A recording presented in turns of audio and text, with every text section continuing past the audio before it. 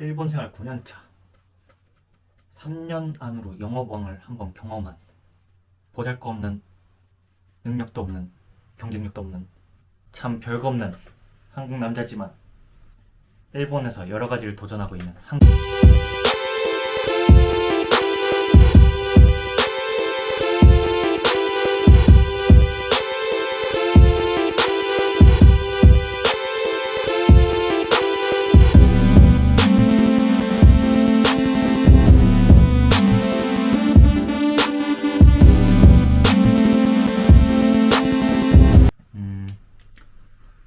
이번에 제가 할 얘기는 일본에서 어떤 식으로 제가 살아왔는지 간단하게 얘기 드리겠습니다. 저는 일본 카부키초, 신주쿠의 카부키초죠. 한국의 룸사롱 같은 곳이 많은 유흥가에서 일본 생활을 시작했습니다. 카부키초에서 생활을 시작한 이유는 일본에 처음 올 때 저는 자본금이 없었거든요. 왜냐면 저는 도피 유학이었습니다. 도피 유학이 도대체 뭐냐? 간단하죠? 군대 갔다 와서 한국에서 대학에 돌아가서 좀 공부할까 하니까 잘 안 되더라고요. 왜냐하면은 사실 그때 국립대학교가 학과 폐지가 꽤 많았기 때문에 제가 다니던 멀티미디어 학과가 갑자기 사라지고 저한테 갑자기 C 언어라든지 프로그래밍을 하라고 학교에서 명령을 합니다. 그래서 거기에 맞춰서 열심히 해보지만 사실 좋은 결과가 없었기 때문에 해외 유학으로 좀 눈을 돌리죠. 그럼 그 당시에 일본어가 가능했냐? 일본어 전혀 못했습니다. 그래서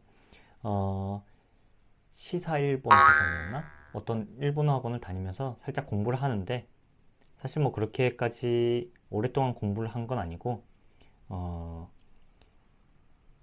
그랬죠. 근데 제가 일본어 능력이 좀 올라가는데 도움이 된 거는 저는 그 학원이 종로에 있었는데 종로에서 지나다니는 누가 봐도 일본인 같은 여성 관광객들이 있거든요. 그러면은 다가가서 나는 한국 사람인데 일본어로 공부하고 있는 사람이다. 좀 친하게 지내자. 이런 식으로 해서 친해지게 되고 그리고 고백도 해보고 차이고 별의별 걸 하다가 이제 여러 친구들이 가능해졌어요. 그런데 사실 의사소통이 불가능한 레벨이었거든요. 그런데 어느 한 친구가 매일처럼 저에게 밤마다 전화를 해줍니다. 여자친구는 아니었어요. 그냥 친구였는데 매일처럼 전화를 해줘서 1시간 동안 저는 거의 99%못 알아먹는데 계속 얘기를 해줘서 귀가 열리는데 살짝은 도움이 됐던 것 같습니다. 그 후에 3급을 따고 결국에는 부모님의 반대를 엎어치고 도쿄로 옵니다. 그때 당시 자본금이 비행기 값까지 합쳐서 제가 딱 300만 원 정도가 있었어요. 네. 그래서 왔는데 막상 오니까 일본어는 못하고 돈도 별로 없고 집을 구하기 어려운 거예요. 그래서 카부키초 캡슐 호텔에 갔고 그 사장님한테 와타시 류학생 오카네 나이 또까 유때 말하고 그 뜻은 저는 유학생입니다. 돈이 없어요. 요 정도 레벨이었거든요, 제가. 그래서 사장님이 오케이 해주셔서 살게 됩니다. 그렇다면 자본금이 없기 때문에 일본에서 바로 알바를 안 하면 안 되는 조건이었겠죠. 그렇기 때문에 전 처음에는 신주쿠 앞에 있는 코리안타운 시노쿠보에 가서 커피숍에서 알바를 합니다. 지금은 아저씨 얼굴이지만 그때가 거의 9년 전이기 때문에 그때 당시만 해도 그래도 꽤 괜찮은 얼굴이었거든요. 그래서 일본 여성 아줌마나 이제 어린 친구들이 자주 오는 카페가 있었어요. 거기에 제가 면접 볼 때는 일본어보다 중요했던 게 이 키죠. 키라든지 얼굴 상태, 이 얼굴 면적 이런 걸 봤었거든요. 그래서 합격해서 들어갔지만 금방 그만두게 됩니다. 왜냐하면은 돈이 없는데 저한테 자꾸 머리를 꾸미라고 했었거든요.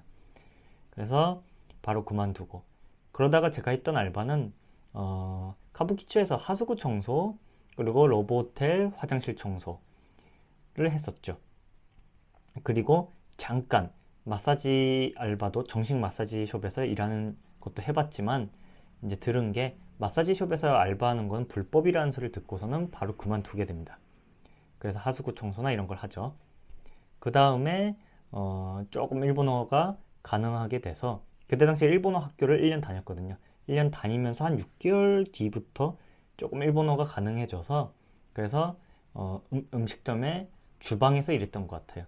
주방에서 일하면서 또 일본어 공부하면서 어느 순간 너 지금 일본어가 이 정도 올라갔으니까 한번 서빙을 안 해볼래? 해서 서빙을 했죠. 그 다음에 이제 어느 순간 사장님이 한번 점장을 해보지 않을래? 라는 정사원은 아니지만 알바생으로서 점장 안 해볼래? 해서 점장을 하게 되죠. 이러한 것들을 경험했고 단 저는 정말 돈이 너무 빠듯했기 때문에 잠잘 시간이 별로 없었거든요. 그래서 고민하다가 이제 결론을 지은 게 시급이 높은 알바를 하자. 그게 도카타. 일본어로 도카타라고 하는데 막노동이죠. 우리나라 말로는. 그래서 집을 짓거나 그런 알바들을 하게 됩니다. 그래서 막노동이 우리나라는 지금 현재 얼마인지 잘 모르겠는데요. 제가 일본에서 막노동 했을 때가 하루 하면은 10,000엔을 바로 입금되는 시스템이었습니다. 하루에 아침 9시부터 오후 3시 혹은 4시 정도에 끝납니다. 그리고 5시 이후까지 일이 있으면은 추가로 잔업수당을 받는 시스템이었죠. 이거는 인력회사마다 다르기 때문에 10,000엔보다 더 비싼 곳도 있고 더 싼 곳도 있습니다. 단 제가 경험했던 거는 한 6개월 연속으로 나가니까 거기서 믿게 되더라고요. 그래서 차비라든지 모든 것을 더 플러스로 받게 되었습니다. 사실 20대에는 막노동장에 계속 연속으로 오는 사람이 적거든요. 왜냐하면 분위기가 조금 험악하기 때문에 사실 험악하진 않은데 처음에 그렇게 느껴지거든요. 저도 그랬었고. 그래서 하루 하고 그만두거나 혹은 하루도 안 채우고 점심시간에 도망가는 친구들이 정말 많았습니다. 그런데 이것도 사람의 정신 상태에 따라 다른 게 저도 사실 한국에서 그렇게 무슨 뭐 힘들게 살고 그런 사람은 아니거든요. 꽤 여유 있게 부모님 덕분에 어떤 문제 없이 살아봤다고 생각하는데 막상 일본에서 누구한테도 도움받을 수 없고 부모님한테 돈을 달라고도 할 수 없고 그 이유로서는 뭐 군대를 갔다 온 것도 있고 또 반대했었기 때문에 제가 그거를 어떻게 엎어치고 왔는데 돈을 달라고 하기가 뭐한 그런 상황이었죠. 그러다 보니까 진짜 며칠간 밥을 잘 못 먹거나 어떤 슈퍼에 가서 그냥 눈으로만 보고 먹지 못하고 만족하고 집에 돌아와서 쉬거나 이런 경험을 하거나 전기세를 못 내서 힘들어지거나 뭐 핸드폰비를 못 내서 끊어지거나 이런 걸 저는 몇 번 경험을 했었거든요. 그러다 보니까 진짜 세상에 못할 게 없다 돈만 주면은. 그래서 막노동을 꽤 1년 이상, 2년 이상은 했던 것 같습니다.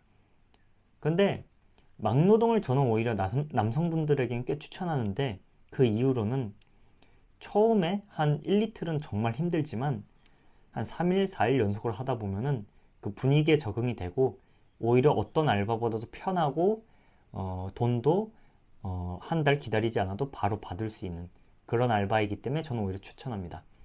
여튼 말이 자꾸 옆으로 샜는데 죄송합니다. 이런 식으로 알바를 하면서 대학교를 다녔고 또 대학교에서는 열심히 공부해서 장학생이 돼서 돈을 받는 게 저한테 중요했기 때문에 정말 누구보다도 열심히 공부를 했던 것 같습니다. 그래서 실제로 장학생이 되고 돈도 받고 그리고 도쿄도에서는 또 어떤 도움을 받아서 좋은 기숙사에 단돈 3만엔으로 들어가게 됩니다. 그런 거를 경험하면서도 사실 제가 그냥 힘들게만 살았던 건 아니에요. 많은 분들이 제가 이렇게 힘들게 산 걸 얘기하면 너 정말 힘들게 살았구나 라는 식으로 얘기하는데 그런 것만은 아니고 저도 일본에서 나름 로망이 있었죠. 제 나름대로. 많은 남자분들은 아실 거예요. 일본 야동을 꽤 저도 많이 봤었기 때문에 일본 여성분하고 꼭 사귀어보고 싶다라는 뭔가 환상이 있었거든요. 그래서 실제로 알바도 하고 공부하면서 연애도 합니다. 몇 번은 제가 돈도 없고 만날 시간도 없기 때문에 이제 헤어짐을 당하는 그런 것도 있었지만 그래도 꽤 좋은 시간이었던 것 같아요. 네. 그래서 나름 이것저것 경험을 했고 그렇게 해서 취업 전선에 뛰어들게 되죠. 사실 저는 3학년 때부터 취업이 제 목표였기 때문에 다른 학생들보다 인턴을 많이 경험합니다. 저는 일본에서 유학하는 분들한테 추천하는데 인턴을 이곳저곳 경험하는 거를 강력 추천합니다. 저는 소니 본사에서부터 뭐 진짜 중소기업까지 좀 다양하게 인턴을 경험했는데요. 왜 인턴을 하면 좋은가? 첫째, 일단 일본의 어떤 대충의 그 회사의 내용이라든지 어떤 일을 하는지 알게 됩니다. 그 둘째, 똑같이 대학생들이고 취업에 불안한, 취업을 잘하고 싶은 학생들이 인턴을 오기 때문에 학교는 달라도 서로 간에 라인을 교환한다든지 해서 좋은 인맥이 되고 친해지거든요. 그리고 같이 어떤 회사에 대한 정보도 교환하게 되기 때문에 인턴을 하는 것을 저는 추천드립니다. 그래서 여러 가지를 저는 경험했고 그리고 여러 곳에 면접을 가는데 일단 제가 경험했던 걸 솔직하게 말씀드리면은 저는 샤프라든지 도시바라든지 소니라든지 일본의 유명한 기업들은 다 넣었던 것 같아요. 그리고 결과는 어땠냐? 전 서류는 다 통과했습니다. 그때 저는 생각했죠. 아, 내가 나이는 있어도 이렇게 나를 통과시켜 주는구나 라는 부분에서 사실 위안을 많이 삼았는데요. 그리고 실제로 면접도 꽤 많이 통과를 합니다. 그러면서 사실 자신감은 상당히 올라갔었죠. 아, 일본 학생들하고 그룹으로 대결을 하면은 솔직히 얘기해서 얼토당토 하는 얘기를 하니까 이 일을 했을 때 어떤 보람을 느낄 수 있나요? 이런 질문들을 하니까 상당히 자신감이 많이 올랐었죠. 한국에서는 그런 질문 저는 안 할 거라고 생각하거든요, 대학생분들이. 그래서 사실 최종 면접까지는 대부분 가는데 결론적으로 최종 면접에서 다 떨어지더라고요. 그래서 제가 느낀 점은 역시나 내가 나이도 있고 또 특출난 재주가 있지 않기 때문에 결론적으로 최종 면접에선 떨어지는구나 라는 걸 많이 느꼈죠. 그래서 실제로 도쿄도 그 기숙사에서 도쿄도 분한테 물어보니까 역시나 그분도 일본인 입장에서 제가 외국인이고 플러스로 나이까지 있다 보니까 최종적으로 뽑기는 상당히 좀 힘든 부분이 있다 라고 솔직하게 말씀해 주시더라고요. 그래서 여러 곳을 전전긍긍 하다가 전에 있던 회사죠. 그곳에서 좋게 봐줘서 최종 면접까지 가고 그리고 들어가게 됩니다. 제가 소니라든지 도시바라든지 샤프 같은 회사에 다 넣었던 이유는 어떠한 구체적인 이유는 없었고요. 일본에서 유명한 기업에 들어가서 솔직한 얘기로 한국에 있는 사람들한테 나 도피 유학을 왔지만 나 이렇게 좋은 기업에 들어갔어 라고 사실 자랑하고 싶은 게 제일 컸었거든요. 근데 그런 건 불가능했고 700명 정도 있는 뭐 중소기업, 중견기업 정도에 들어가게 됩니다. 그래서 영업을 열심히 했고 영업에 관련 내용은 다른 컨텐츠에서 더 얘기를 드리면 좋겠다고 생각하는데 일단 그렇게 해서 영업을 시작하게 되죠. 그리고 나중에 이제 영업으로 좋은 실적을 내서 실제로 상까지 타긴 하는데요. 뭐 그렇다고 제가 영업을 너무 잘해서 탄다기보다는 남들보다 적극적이었기 때문에 그런 부분에서 저를 좋게 보는 분들이 계약도 해주고 친하게 지내자 해서 실제로 핸드폰 번호를 교환하고 해서 친하게 지내는 인맥이 되는 거죠. 그래서 이렇게 온 것 같습니다. 사실 많은 유튜버 분들을 저는 보지만 정말 같은 한국인이지만 일본에 대해서 이렇게 잘 아는 분들이 많구나라고 많이 감탄하는데요. 다만 밑바닥 인생부터 올라온 경우는 거의 제가 유일하지 않을까라고 전 자신 있게 얘기할 수 있습니다. 빠잉. 채널登録といいねお願いします. 구독, 좋아요 꼭 좀 눌러줘.